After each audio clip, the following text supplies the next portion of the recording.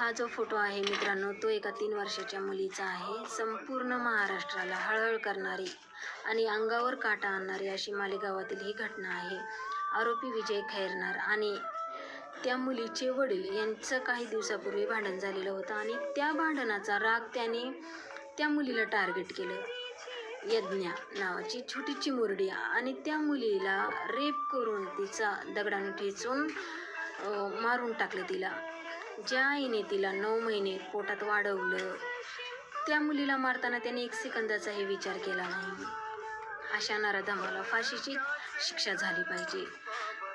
माझा सांगण्याचा उद्देश हाच आहे की आपल्या मुलीला एकटं सोडू नका. सर्व माता भगिनींना माझी कळकळीची विनंती आहे की कामं बाजूला ठेवून मुलींवर लक्ष द्या.